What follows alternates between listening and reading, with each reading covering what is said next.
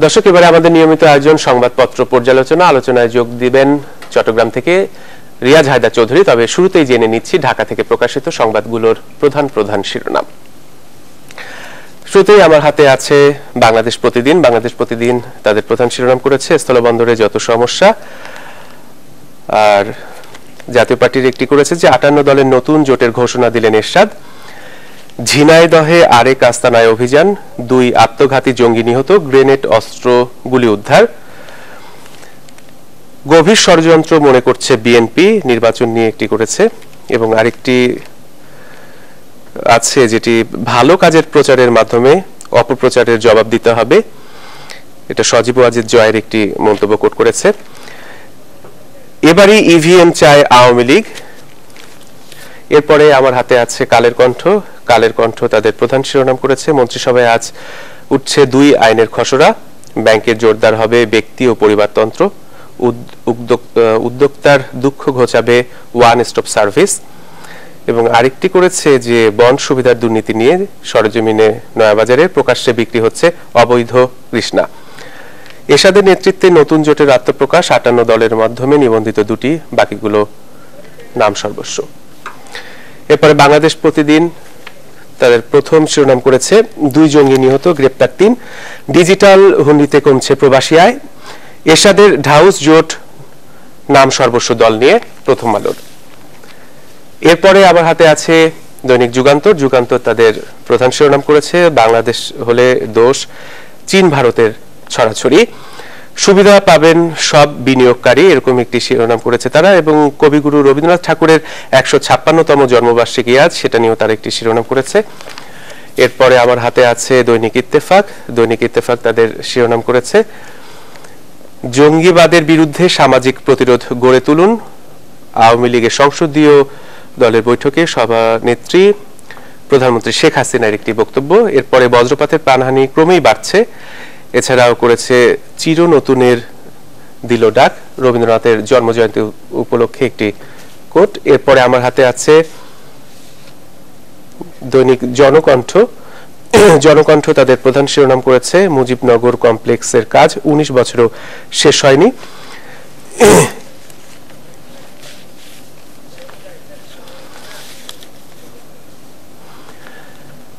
দর্শক, এবারে আমাদের সাথে চট্টগ্রাম থেকে যুক্ত হচ্ছেন সাংবাদিক ইউনিয়নের সভাপতি রিয়াজ হায়দার চৌধুরী।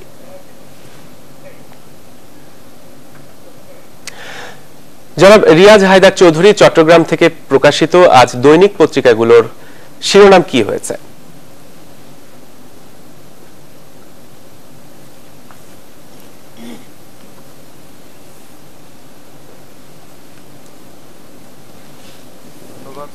চৌধুরী, চট্টগ্রামের প্রায় সবকটি কাগজেই কিছু রাজনৈতিক প্রতিবেদন তো আছে, এছাড়া দিনের ঘটনা প্রবাহ আছে।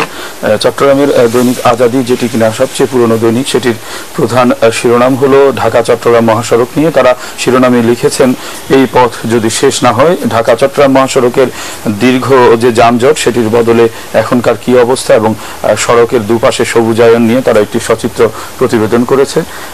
এছাড়াও একাদশে ভর্তির আবেদনকাল থেকে শুরু, ভর্তি ফি 3000 টাকার বেশি নয়, এবং রবীন্দ্র জন্মজয়ন্তীকে কেন্দ্র করে একটি বিশেষ প্রতিবেদন এবং ইয়াবা পাচারের একটি অভিনব কাহিনী, গ্যাস সিলিন্ডারে গ্যাস নয় ইয়াবা, এ ধরনের একটি প্রতিবেদন আছে। এবং খুচরা বাজারে চিনির দাম বৃদ্ধির যে প্রক্রিয়া, সেই প্রক্রিয়ার বিরুদ্ধে চট্টগ্রামের সাবেক মেয়র এবং ক্ষমতাসীন আওয়ামী লীগের চট্টগ্রাম মহানগর শাখার সভাপতি এবিএম মহিউদ্দিন চৌধুরীর একটি বিবৃতি তারা বিশেষ গুরুত্ব সহকারে ছেপেছেন। এবং রাজনৈতিক গতি প্রকৃতি নিয়ে, ভবিষ্যৎ রাজনীতি, আসন্ন জাতীয় নির্বাচন নিয়ে প্রধানমন্ত্রী শেখ হাসিনার পর্যবেক্ষণকে কেন্দ্র করে একটি বিশেষ প্রতিবেদন। এতে শিরোনামে উল্লেখ করা হয়েছে এমপিদের শেখ হাসিনা মুখ দেখে নয় জরিপ দেখে এবার মনোনয়ন দেওয়া হবে। দৈনিক পূর্বক্ষণ চট্টগ্রামের আরেকটি বহুল প্রচারিত কাগজ, যেটি একাদশে ভর্তি প্রক্রিয়া নিয়ে তারা প্রধান শিরোনাম করেছেন। এবং চিটাং চেম্বারের নির্বাচন আগামী 14 জুন, 50 আগ্রহের তালিকা সাংসদ লতিফের হাতে, অর্থাৎ চেম্বারের নিয়ন্ত্রক হিসেবে পরিচিত চট্টগ্রাম বন্দর আসনের সংসদ সদস্য এম এ লতিফ, যিনি চেম্বারের সাবেক সভাপতি, তার হাতে চেম্বারের নির্বাচনের প্রক্রিয়া কিরকম অবস্থায় রয়েছে সেটিকে কেন্দ্র করে একটি বিশেষ প্রতিবেদন আছে এবং মহানগর যুবলীগের বিভক্তি নিয়ে একটি প্রতিবেদন রয়েছে। এছাড়া দৈনিক পূর্বদেশ চট্টগ্রামের আরেকটি বহুল প্রচারিত কাগজ, যেটিতে বাংলাদেশে হাজার হাজার কোটি টাকার ভারতীয় বিনিয়োগের হাতছানি সংক্রান্ত একটি বিশেষ প্রতিবেদন আছে। এখানে বাংলাদেশের বিশেষ করে চট্টগ্রামের মিরসরাইয়ের বিশেষ অর্থনৈতিক যে অঞ্চল, সেই অঞ্চল এবং চট্টগ্রাম বন্দরের অবকাঠামোগত উন্নয়নকে কাজে লাগিয়ে ভারতীয় বিনিয়োগ কিভাবে আসছে সেটিকে কেন্দ্র করেও অনুসন্ধানী বিশ্লেষণ রয়েছে। এছাড়া চট্টগ্রামে নতুন গ্যাস সংযোগের প্রক্রিয়া কোন পর্যায়ে গিয়ে ঠেকেছে, চিটাং চেম্বার সহ বিভিন্ন প্রতিষ্ঠানের যে দীর্ঘদিনের দাবি রয়েছে সেটি নিয়ে একটি অনুসন্ধানী প্রতিবেদন আছে। চট্টগ্রামের দৈনিক সুপ্রভাত বাংলাদেশ আরেকটি বহুল প্রচারিত কাগজ, যেটিতে মাদক নিয়ন্ত্রণ অধিদপ্তর কে নিয়ন্ত্রণহীন যে দশা সেটি নিয়ে দুদকের বক্তব্য সম্বলিত একটি প্রতিবেদন। 5 বছরে ইয়াবা সেবন বেড়েছে 77%, একটি অনুসন্ধানী প্রতিবেদন তারা বিশেষ গুরুত্ব সহকারে চেপেছেন। এছাড়া ছাত্রলীগ আমাদের প্রধানমন্ত্রী কক্সবাজারে একটি জনসমাবেশ থেকে ইয়াবার কিংবা মাদকের বিরুদ্ধে অনেকটা যুদ্ধ ঘোষণার মতো দলীয় নেতাকর্মীদের উপর প্রতি নির্দেশনা দিলেও তার 24 ঘন্টা না যেতেই মাদকের বিরুদ্ধে অবস্থান নিতে গিয়ে ছাত্রলীগের একজন কর্মী, স্কুল ছাত্রলীগের একজন সভাপতি হত্যার শিকার হয়েছেন, খুন হয়েছেন।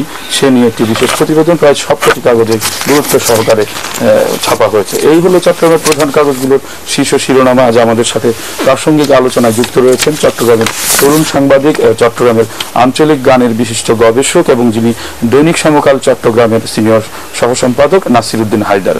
স্বাগত জানাই আপনাকে। ধন্যবাদ।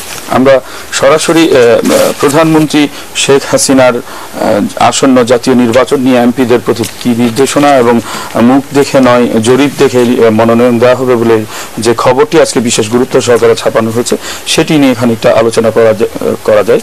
বর্তমান যে পরিপ্রেক্ষিত চট্টগ্রামে ক্ষমতাসীন আওয়ামী লীগের পরস্পর বিরোধিতা, আভ্যন্তরীণ বিরোধ এবং কোথাও কোথাও সংসদ সদস্যদের সাথে তৃণমূলের একটি বিচ্ছেদ ঘটেছে কিংবা প্রশাসনিক প্রক্রিয়ার সাথে একটি ব্যবধান রয়েছে কিংবা সুশীল সমাজের সাথে একটি দূরত্ব তৈরি হয়েছে বলে যে অভিযোগগুলো উঠে আসছিল, তার পরিপ্রেক্ষিতে এই প্রক্রিয়াকে আপনি কিভাবে দেখছেন? ধন্যবাদ। আসলে প্রধানমন্ত্রীর যে উদ্যোগ এটা এই সময় খুবই প্রাসঙ্গিক। আমাদের যে জনপ্রতিনিধিরা তাদের ব্যাপারে নানা কথা আছে, তাদের প্রধান দায়িত্ব হলো তৃণমূলের সাথে সম্পর্ক রেখে এলাকার উন্নয়ন করা, মানুষের সাথে যোগাযোগ রাখা। কিন্তু এই ক্ষেত্রে মনে হচ্ছে আমাদের চট্টগ্রামের সংসদ সদস্যরা অনেকটাই পিছিয়ে।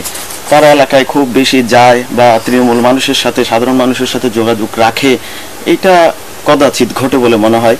এবং সাংসদরা এলাকায় গিয়ে এই যে গণমাধ্যম কর্মী সাংবাদিকদের সাথে কখন চা খেয়েছে সেটাও হয়তো অনেকে মনে করতে পারবেন না। তারা আছেন তাদের নানা কাজ নিয়ে, টেন্ডারবাজি নিয়ে বা পলিটিক্যাল অভ্যন্তরীণ কুন্দল নিয়ে। তো সেই ক্ষেত্রে প্রধানমন্ত্রী যে উদ্যোগটা নিয়েছেন মুখ দেখে নয় জরিপ দেখে, সেটা খুবই বাস্তবসম্মত হবে এবং এটা আগামী নির্বাচনের জন্য দলের জন্য খুবই ফলদায়ক হবে বলে আমি মনে করি। আরেকটি বিষয় আলোচনা করতে হয়, প্রধানমন্ত্রী কক্সবাজার সফর করে মেরিন ড্রাইভ সহ বেশ কয়েকটি প্রকল্প কাজের উদ্বোধন করেছেন এবং কোনোটির ভিত্তিপ্রস্তর স্থাপন করেছেন এবং সেখানটা একটি সমাবেশে আপনি জানেন যে মাদকের বিরুদ্ধে তিনি যুদ্ধ ঘোষণা করেছেন এবং দলীয় নেতা কর্মীদের এই ব্যাপারে সতর্ক থাকার নির্দেশ দিয়েছেন। প্রধানমন্ত্রীর সেই নির্দেশনাকে কেন্দ্র করে ছাত্রলীগের কয়েকজন শিক্ষার্থী যখন মাদকের বিরুদ্ধে সংগ্রাম করছিলেন, ঠিক সে সময় মুজিবুর রহমান জাবু নামে উখিয়ায় একজন ছাত্রলীগের সভাপতি, স্কুল ছাত্রলীগের একজন সভাপতিকে হত্যা করা হয়েছে। এই প্রক্রিয়াটিকে, এই পরিপ্রেক্ষিত থেকে আপনার বিশ্লেষণ কি?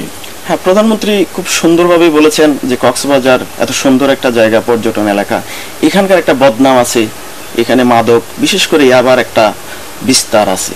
এটা রোধ করার জন্য উনি অনেকটা যুদ্ধ ঘোষণা করে আসছেন, বলছেন যে এটা রোধ করতে হবে।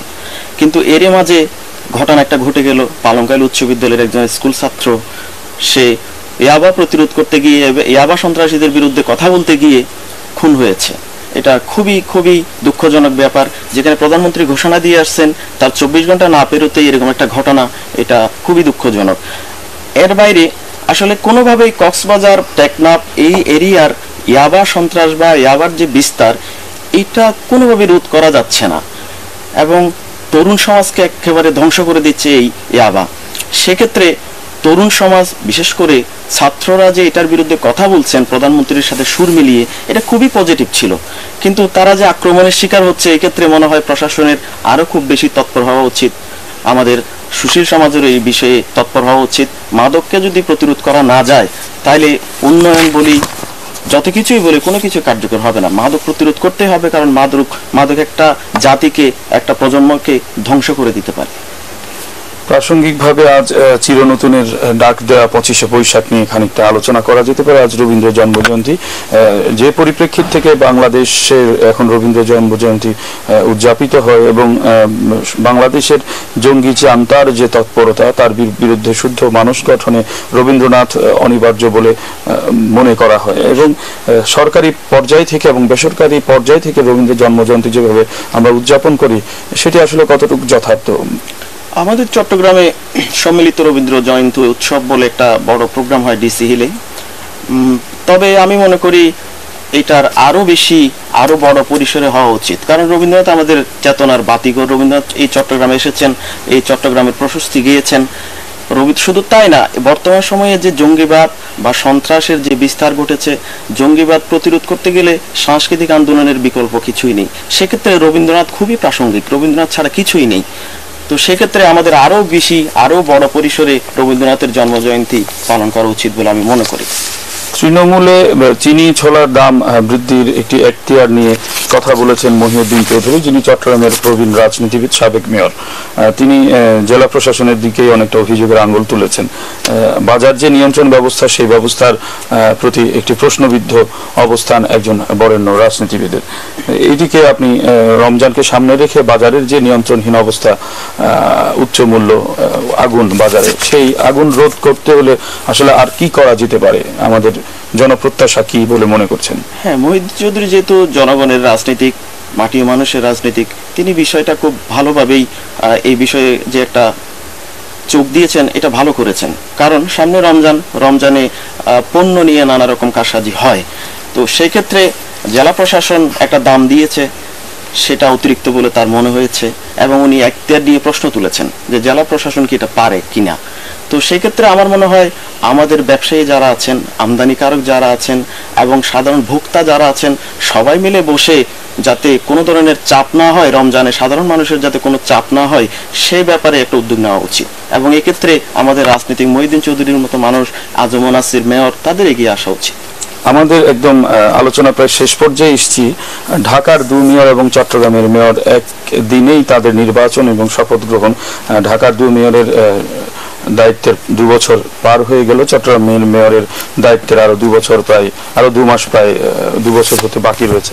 এই যে তাদের যে অবস্থান, তাদের যে প্রচেষ্টা 3 মেয়রের, সেই প্রচেষ্টা এবং বিশেষ করে চট্টগ্রামের পরিপ্রেক্ষিত থেকে যদি বলি, আমাদের আর কি কি করণীয় আছে, বা আমাদের যে স্বপ্ন নগরবাসী, সেই নগরবাসীর স্বপ্নের পথে কি কি বাধা আছে মনে করছেন? হ্যাঁ, আমাদের আসলে ঢাকার সাথে চট্টগ্রামের একটা ডিফারেন্স সবসময় লক্ষ্য করা যায়। ঢাকার মেয়ররা যেভাবে সুযোগ সুবিধা পাচ্ছেন, বরাদ্দ পাচ্ছেন, সেভাবে আমাদের চট্টগ্রামের মেয়র পাচ্ছেন বলে আমার মনে হয় না। আর বরাদ্দ না পেলে কাজ করা খুব কঠিন। এটা এত বড় একটা শহর, এখানে অনেক চাহিদা। তো সেক্ষেত্রে এরপরও মেয়র চেষ্টা করে যাচ্ছেন, কিন্তু তাকে অন্য প্রসঙ্গ বাদ দিয়ে, দলাদলি বাদ দিয়ে, তার আসল দায়িত্ব নগর সেবা, নাগরিক সেবার প্রতি মনোযোগী হওয়া উচিত বলে আমি মনে করি। এবং সেক্ষেত্রে সংসদ সদস্য, অন্য সংসদ সদস্য কিংবা সংশ্লিষ্ট প্রশাসনিক তরফ থেকে কি যথার্থ সহযোগিতাটুকু করা হচ্ছে বলে মনে করেন? গতকালও একটি গোলটেবিল থেকে বলা হয়েছে সমন্বয় নেই কিংবা সহযোগিতাটুকু যথার্থ নেই। হ্যাঁ, আসলে সমন্বয় খুবই দরকার এবং সহযোগিতা খুবই দরকার, কিন্তু বর্তমান মেয়র ওই সহযোগিতা বা সমন্বয়টা পাচ্ছেন বলে মনে হচ্ছে না। কারণ চট্টগ্রামের উন্নয়ন বলেন, চট্টগ্রামের সবকিছু সঠিক রাখতে গেলে এখানে সিটি কর্পোরেশন একা কিছু করতে পারবে না। এখানে সিডি আছে, ওয়াসা আছে, এখানে অন্যান্য সেবা খাতগুলো আছে, সবাইকে একযোগে কাজ করতে হবে। সবচেয়ে বড় বিষয় হচ্ছে আমাদের রাজনৈতিক নেতাদেরকে সহযোগিতা দিতে হবে। এখন একজন এক এক কথা বললে, নানা রকম মত পার্থক্য হলে উন্নয়ন তো সহজে করা কঠিন। ধন্যবাদ আপনাকে। প্রিয় দর্শক, এতক্ষণ আমরা চট্টগ্রামের প্রধানতম কাগজগুলোর শীর্ষ শিরোনাম এবং প্রাসঙ্গিক আলোচনা করছিলাম। আমাদের সাথে আলোচনা যুক্ত হয়েছিলেন চট্টগ্রামের তরুণ সাংবাদিক, আঞ্চলিক গানের গবেষক এবং যিনি দৈনিক সমকালের সিনিয়র সহ সম্পাদক নাসিরউদ্দিন হায়দার। আমরা এখন ফিরে যেতে পারি আমাদের কেন্দ্রীয় স্টুডিওতে। ধন্যবাদ সালেহ জহুর চৌধুরী। রিয়াজ, আপনাকেও ধন্যবাদ। দর্শক, এতক্ষণ আমাদের নিয়মিত আয়োজন সংবাদ